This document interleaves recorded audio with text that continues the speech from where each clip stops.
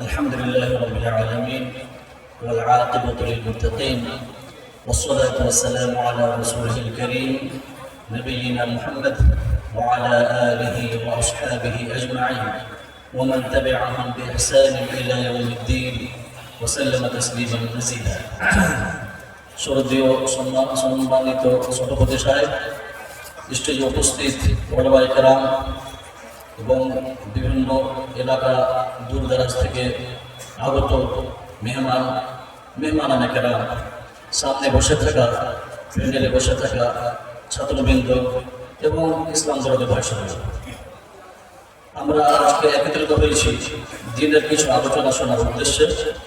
এবং আমরা জানি এই মাদ্রাসাতে দ্বীনি শিক্ষা হয়, ইসলামিক শিক্ষা হয় এবং শিক্ষাকে আমরা প্রাথমিকভাবে দুই ভাগে ভাগ করতে পারি। শিক্ষা একটি হচ্ছে ইসলামিক শিক্ষা বা শরীয়তের উলুম, শরিয়াতি শিক্ষা, আর একটা হচ্ছে দুনিয়াবী শিক্ষা। অনেকে এর উপর আপত্তি করেন যে না, শিক্ষা সব শিক্ষা একই রকম, কিন্তু এই শিক্ষার দুই ভাগ এটা পাওয়া যায় হাদিসে। যেমন একটি হাদিস রয়েছে হযরত আবু হুরায়রা রাদিয়াল্লাহু আনহু থেকে বর্ণিত, মান তাআল্লামা ইলমান মিম্মা ইবতাগা বিহি ওয়াজহুল্লাহ لا يتعلمه إلا ليصيب به عرضا من الدنيا لم يجد عرف الجنة। যে ব্যক্তি এমন একটি বিদ্যা শিখল যে বিদ্যার দ্বারা একমাত্র আল্লাহর সন্তুষ্ট অর্জন করা হয়, সেই বিদ্যাকে সে দুনিয়ার উদ্দেশ্যে যদি শিক্ষা অর্জন করে, দুনিয়ার উদ্দেশ্যে যদি সে অর্জন করে, তাহলে সে জান্নাতের গন্ধ পাবে না। তার মানে শিক্ষা হচ্ছে দুই প্রকার, একটি হচ্ছে দুনিয়াবী, একটি হচ্ছে দ্বীনি শিক্ষা।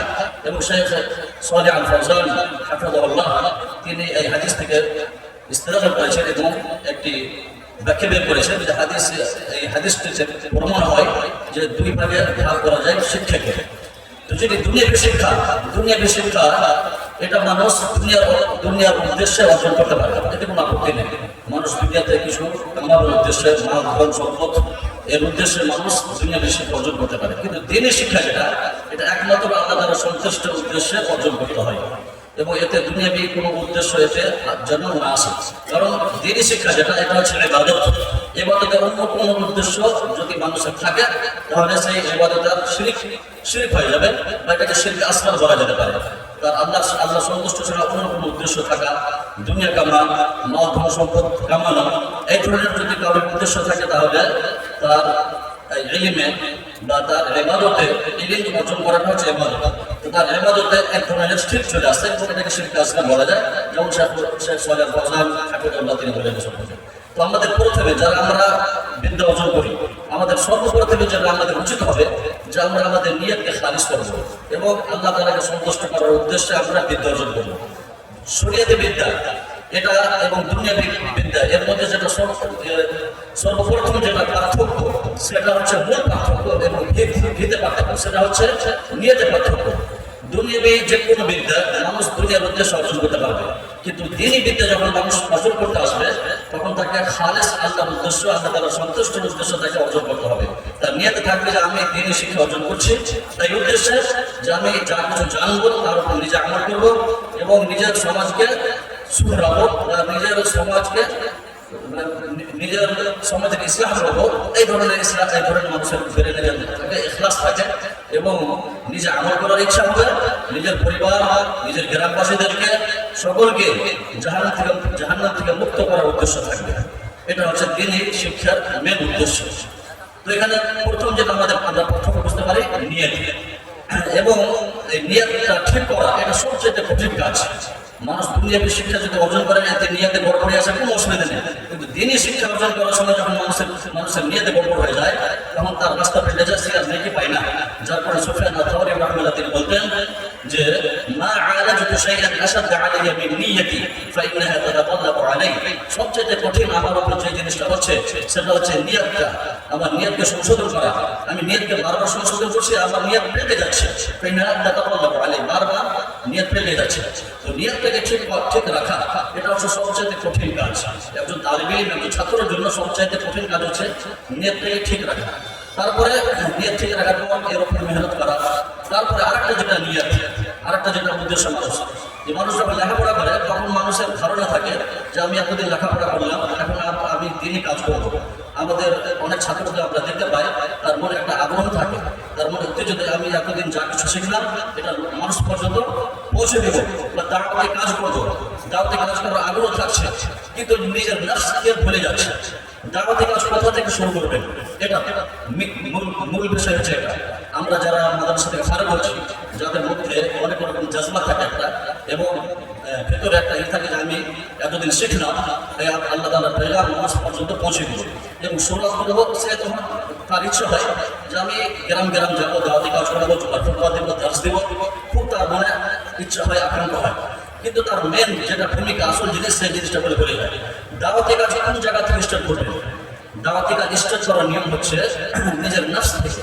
আপনি যে উদ্দেশ্যে বিদ্যা অর্জন করবেন, বিদ্যা অর্জন করার প্রথম উদ্দেশ্য যেটা, সেটা হচ্ছে নিজে আমল করা এবং গ্রামবাসীকে আমল করা।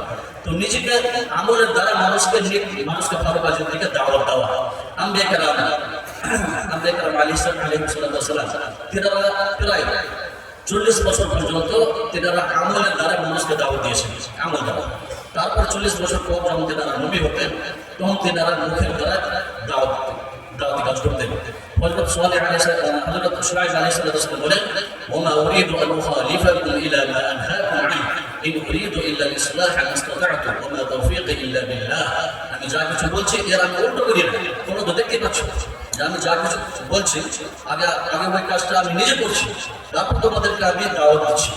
হযরত ইউসুফ আলাইহিস সালাম তিনি জেলে থাকলেন, এবং তিনাকে জেলে থাকার কারণে তিনার জেলের যে সমস্ত সঙ্গী সাথী ছিলেন, তিনারা বুঝতে পারলেন যে তিনি নেক, যার কারণে তিনারা স্বপ্নের তাবিল, স্বপ্নের ব্যাখ্যা জিজ্ঞাসা করলেন ইউসুফ আলাইহিস সালামের কাছে, এবং তিনাকে বললেন যে নব্বিনা বিতাওয়িলিহি ইন্না নারাকা মিনাল মুহসিনিন, আমাদের স্বপ্নের তাবিল তুমি বলে দাও, কারণ যে আমরা তোমাকে খুব নেককার দেখছি। তিনি মুখের দ্বারা তিনি দাওয়াতের কাজ শুরু করেননি, আমলের দ্বারা। এমনভাবে তিনি জেলে ছিলেন, জেলবাসীরা সবাই বুঝতে পারলেন যে তিনি হচ্ছেন নেক, আমলের দ্বারা তিনি দাওয়াত দিলেন। তিনার আমল দেখে বুঝতে পারলেন লোকটি নেক, তখন তিনার কাছে স্বপ্নের তাবিল জিজ্ঞাসা করতে এলেন। তখন তিনি বললেন, ঠিক আছে আমি তাবিল বলে দেবো, কিন্তু তার আগে তিনি তিনাদেরকে ইসলামে দাওয়াত দিলেন। আগে দাওয়াত দিয়েছেন তিনি আমলের দ্বারা। দাওয়াত থেকে শুরু করতে হবে আমল দ্বারা। যখনই মানুষ, যে কোনো ছাত্র মাদ্রাসা থেকে ফারেক হবে, তার আগে থেকে মানুষের সারা জীবন আম্বিয়া কেরাম আলাইহিস সালাম এনারা দাওয়াতি কাজ শুরু করতেন জন্মের পর থেকেই।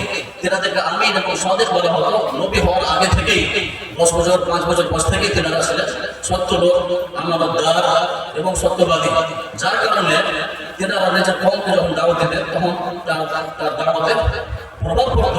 এবং আল্লাহ রাসূল সাল্লাল্লাহু আলাইহি ওয়াসাল্লামকে বলতে বলা হলো, তুমি বলো, এবং তিনি বললেন, ওয়াকাদ লাবিসতু ফীকুম উমরা মিন ক্বাবলিহি আফালা তা'কিলুন, আমি তোমাদের মধ্যে একটা লম্বা জীবন তোমাদের মধ্যে জীবনযাপন করলাম, তোমরা দেখতে পাচ্ছ না?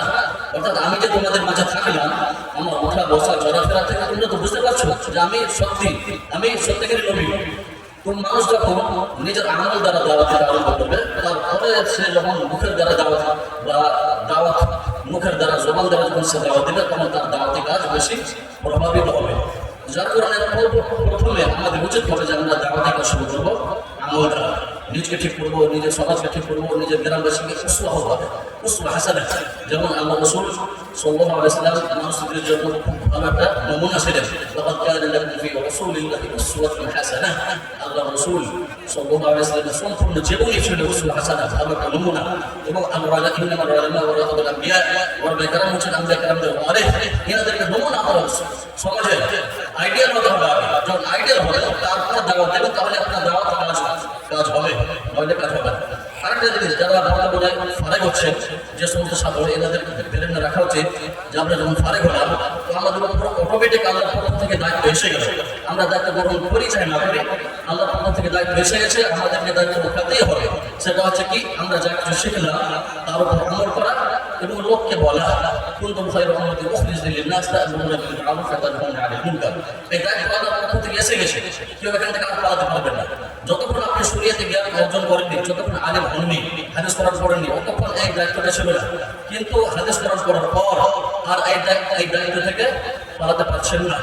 আল্লাহ তাআলা বলেন ওয়াতলু আলাইহিম নাবা আল্লাযী আতাইনাহু আয়াতিনা ফানসালাখা মিনহা فأتبعه الشيطان فكان من الغاوين ولو شئنا لرفعناه بها ولكنه أخلد إلى الأرض واتبع هواه فمثله كمثل الكلب إن تحمل عليه يلهث أو تتركه يلهث সেই মানুষের উদাহরণ আল্লাহ দিলেন যাকে আমি ইলম দিয়েছিলাম, বিদ্যা দিয়েছিলাম। ওয়ালাউ শি'না লারাফa'নাহু বিহা, আমি যদি চাইতাম তাহলে সেই বিদ্যা দ্বারা আমি তাকে উচ্চ মর্যাদা দিতাম, কিন্তু সে ব্যক্তি ইলমকে ছেড়ে দিয়ে সে পালিয়ে গেল এবং ইলমকে হটিয়ে দিয়ে সে অন্য কাজে লেগে গেল এবং ইলমের উপর সে আমল করলো না। তার উদাহরণ দিলে তার উদাহরণ হচ্ছে কুকুরের মতো। তো ইলম যখন আমরা পেয়ে নিলাম, ইলমকে ছেড়ে দিয়ে আর আমরা লাইন চেঞ্জ করতে পারছি না। যখন আমরা জ্ঞান অর্জন করলাম, আমাদের উপর দায়িত্ব এসে গেছে, আমরা আমাদেরকে নিজেকে আমল করতে হবে এবং সমাজকে শুধরাতেই হবে। এটা আমাদের উপর আল্লাহর পক্ষ থেকে দায়িত্ব এসে গেছে। আর এটা থেকে আমাদের পালার কোনো উপায় নেই। যাক, কথা লম্বা হয়ে গেল, আল্লাহ খুব সন্তুষ্ট আকারে বলতে বলা হয়েছিল। আল্লাহ তাআলা আমাদেরকে সকলকে সঠিক কথা বোঝার এবং আমাদের উপর যা দায়িত্ব এসে গেছে এই দায়িত্ব পালন করার, এই দায়িত্ব ভালোভাবে পালন করার আল্লাহ তাআলা তৌফিক দান করেন। আমিন। ওয়া আখিরু দাওয়ানা আলহামদুলিল্লাহি রাব্বিল আলামিন ওয়া সাল্লাল্লাহু ওয়া সাল্লাম আলা নবিয়িনা মুহাম্মদ ওয়া আলা আলিহি ওয়া সাহবিহি ওয়া সাল্লাম।